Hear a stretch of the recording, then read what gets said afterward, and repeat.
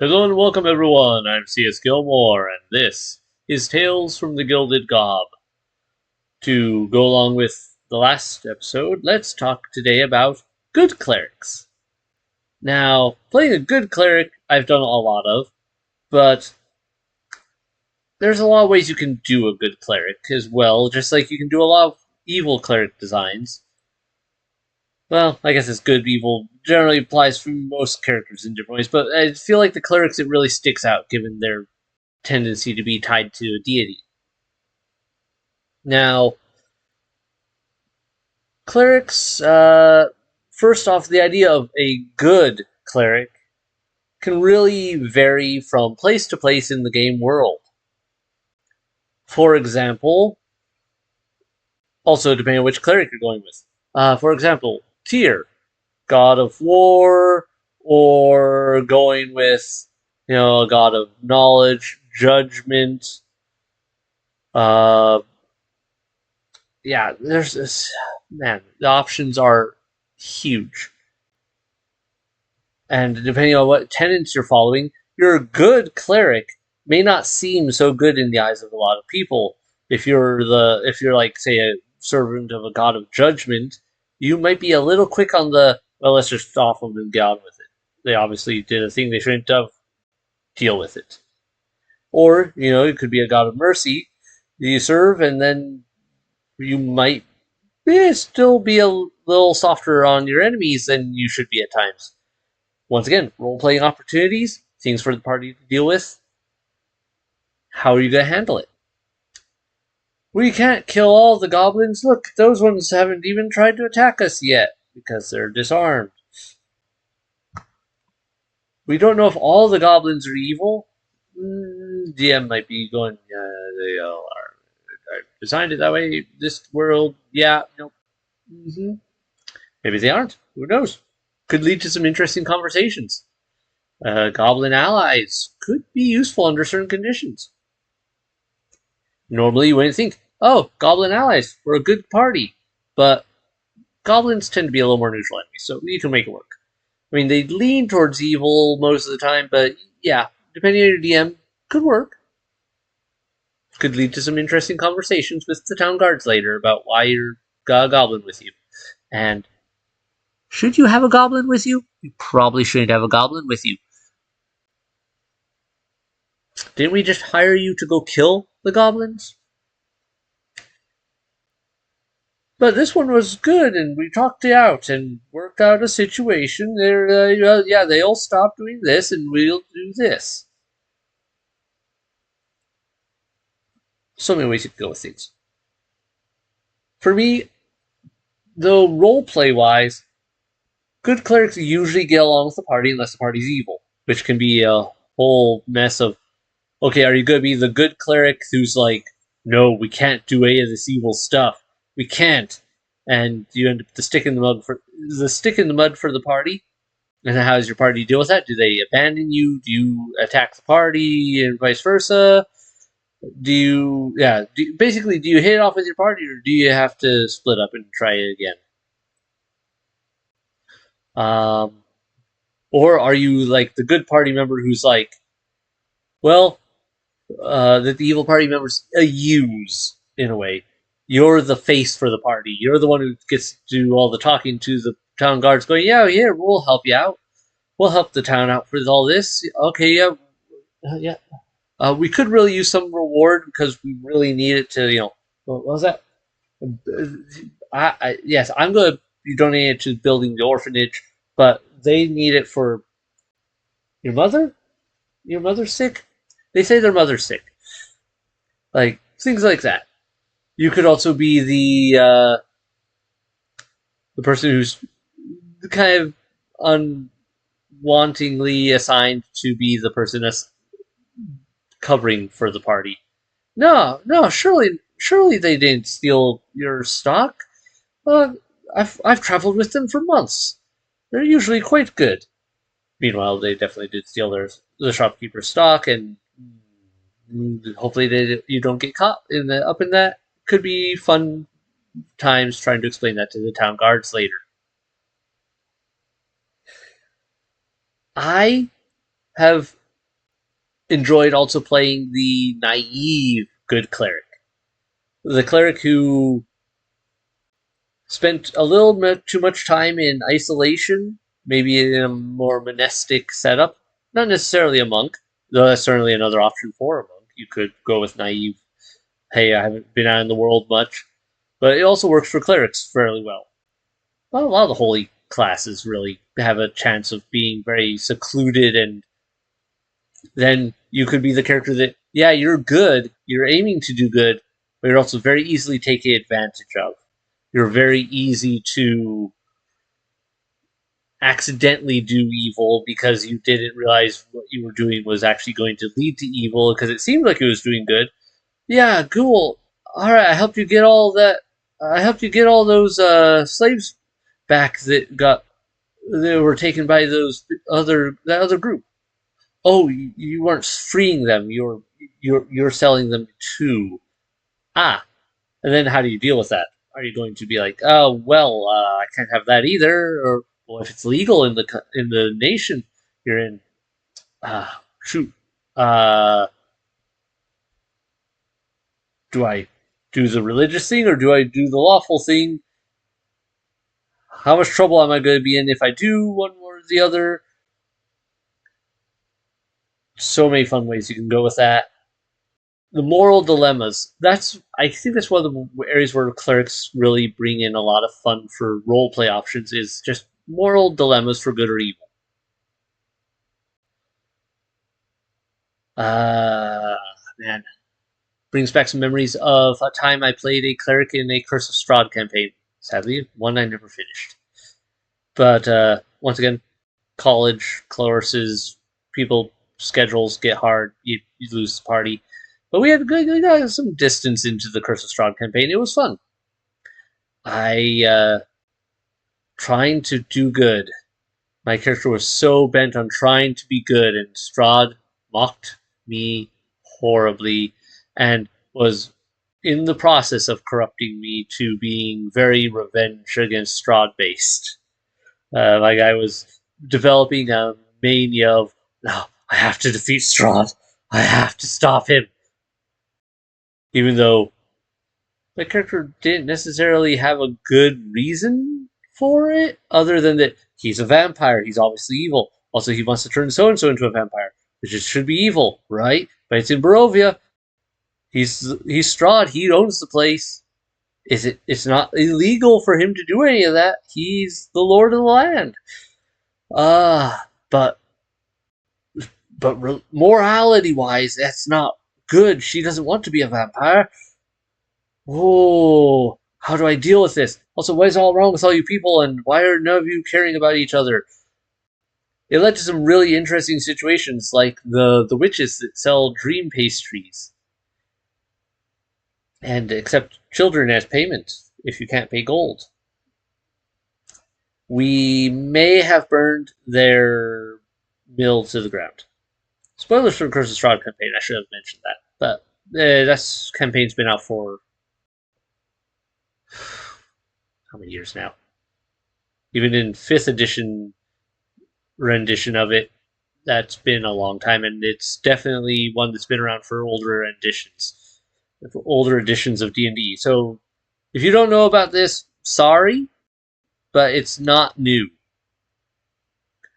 Anyway, mill, we burned it down, and my character was saving the children who were trapped upstairs. So it led to some really funny situations of, our party went in, realized, wait, these witches are, we were already going, these ladies are weird, and we don't quite trust them. Let's investigate. I believe my character was at the front gate and just talking to them and trying to keep them busy while one of our stealth characters, like our rogue, snuck in and investigated, found the children upstairs, and then when we realized they were definitely not nice old ladies selling pastries, but actually witches doing all sorts of hags, particularly. I guess I should say not witches necessarily. Different, depending how you look at differences. D&D wise, yeah, I guess technically there are some variances, and so witch could also just be a magic user that's a woman. Gets weird.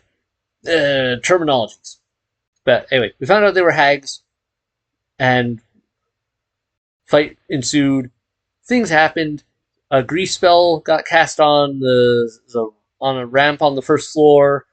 People were slipping all over the place. Some fire got introduced. Everything caught fire. It's a mill. They burned pretty well already due to all the flour and everything.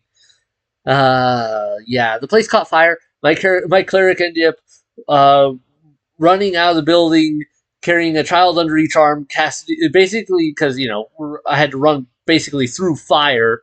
My character was tanky enough I could take it, but the children weren't. So I'm basically just here going, spare the dying, spare the dying, spare the dying, spare the dying, spare the dying, spare the dying. Come on, kids, we gotta get you out. Spare the dying, spare the dying, spare the dying. Keeping the kids alive by a thread until I could get them outside where they weren't on fire and I could heal them properly. Surprisingly enough, those kids did not hate my character after that. They probably should have. Best intentions didn't go well. Well, the witches got away. Well, the hags got away from us and was probably going to come back to haunt us later. Unfortunately, that never got around to happening.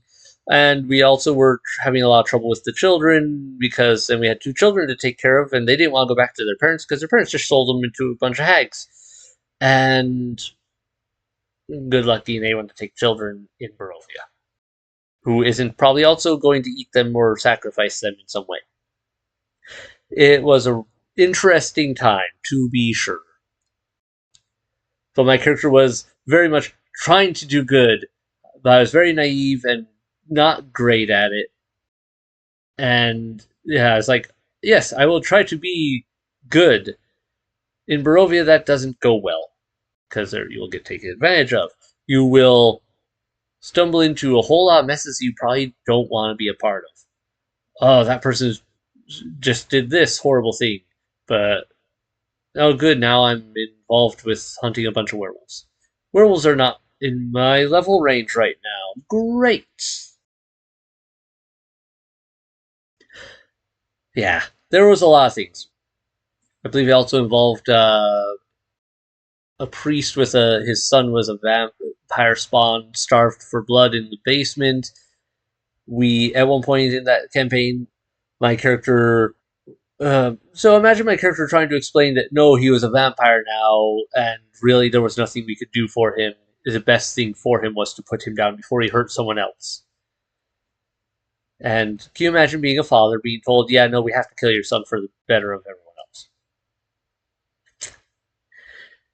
Worked out barely, but it was a rough time. Negotiations could have gone better. Also, as I recall, that fight was interesting.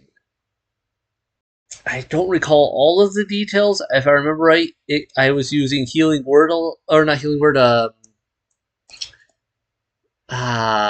shoot, I forgot the name of the spell. Blanked on the name. Sacred Flame.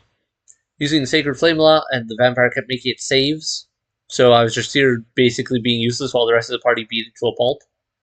If I remember correctly, we had a gnome in the party who was a dual wielder, and they managed to pin it to the ground and was somehow holding it down because we were keeping it at disadvantage in some way, I think with fire.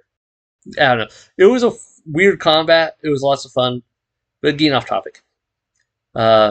Naive cleric, fun times, but can be difficult to work with because though it can be good if you really aren't sure how to play a cleric because you're just like, I want to do good. Vague. And we'll see how that plays out. Of course, being a good cleric, you could also be the, like I mentioned earlier, stick in the mud type of, no, we will not do anything remotely sketchy, we will do only the good things. Only the good lawful things. Which can also, hey, you're going to do things by the law, but what if the enemy is doing things by the law? How are you going to deal with that? Are you going to go radical? Are you going to break your...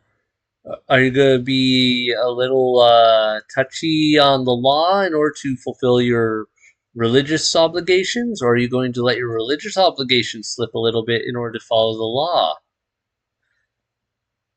Questions. And if you do one or the other, how is it going to affect you and the party? Is it good? Are you going to lose your divine powers, or are you going to probably turn the government against the local populace and the government against you in some form? Are you going to be leading the rebellion by the end of this campaign instead of serving the king that you initially started off serving? Because you turned out the king kind of sucks. That's one of those funny things with D&D and general role playing is you could be the evil character doing good by the world and the nation's standard. Because hey, what if the king's evil? Cool. Hey, let's help him. You're supporting the government. You're doing great. You're helping the town prosper. Never mind that you're enforcing uh, all sorts of nasty things: slavery, murder, torture, all that stuff. Maybe you're overtax. Maybe you're supporting a tyrant, essentially. Or maybe you're the good character, but by being the good character, you've now become the rebels. You're now against the majority of the population because most of the population doesn't care or is on the king's side because he treats them well, but you're on the minority side of the people that are being oppressed and beaten, and you're trying to help them, and that led to one thing or another, and now great. It can also lead to some weird role playing stuff, whether you're good or evil, depending on which area you're in. Like I mentioned, good, evil, as far as the land goes, may vary. In Barovia, the good cleric's the bad guy, while or at best, the moderately struggling person who's easily taken advantage of. While Barovia, evil cleric, well, that depends on how evil you go. If you're bothering the townspeople, they're going to want to get rid of you. But Strahd may not care as much. If you're willing to be like, oh, you want this person? Sweet, here you go. I found them for you. Cool, now that one town and that family particularly is out for your blood, but Strahd's on your side. He's the lord of the land. He can reward you way better. Never mind that he is a vampire and maybe a little insane and or might turn against you later, but by then you'll probably be strong enough to deal with it. No, don't worry about it. At least he doesn't care as long as you don't touch the sun's sword and other things that you shouldn't be touching. Don't do it. Don't do it. Good or evil. He don't like you touching the stuff that could possibly hurt him. He hid those things away for a reason. Strange how this turned into a lot of talking about Curse of Strahd. Yeah, just how it played out. That's way it is. So, yeah, good clerics, bad clerics. Role-playing options for you and your DM to mess with. Also, if you're a good cleric, what if your order ends up being corrupted? How are you going to deal with that as a good person, as a good cleric, trying to do good, but you found out maybe the deity you worship isn't quite as good as you thought, or maybe the clergy that you have to interact with on a regular basis aren't so good after all either, and now you have to deal with rooting out corruption. Could be real tough, but also possibly big payoff in the end, including brownie points with your god. Similarly, evil cleric. What if you corrupt the good order? Oh, brownie points with the evil god. Ooh. But that's all up to you, the DM and your party. Sort it out. Have fun with it. Rule is have fun. Everyone should have fun. Not just one of you. If one of you is having fun at the cost of everyone else having a bad time, you're probably doing it in a way that you shouldn't be. And maybe you should reconsider, talk it out, work out a compromise. I think that's all I've got for evil clerics right now. It's getting late. I should get to bed. Comments below. Have you ever, or not evil clerics, good clerics this time. Wow. Brain. Yeah, it's bedtime for me, for sure. Anyway, comments below. Have you ever played a good cleric? How did that go? How was your party? Were they good, evil, neutral? How did you balance things out? What were some ways your DM messed with you? And or were you the DM doing the messing around with your characters? How did you work with your characters on that? That's always a good thing to ask, especially for some of you DMs out there. It's always fun to talk about things you pulled off, or how your world got completely wrecked by your party going and doing whatever they did. Parties, DMs. I should have a video about being a DM. I should need multiple videos for that. Aspects of DMing. Maybe another day. Not tonight. Otherwise, hit like, hit subscribe if you're new here and haven't done so already to keep up with new releases. Thanks so much for watching. Good night, everyone. Bye.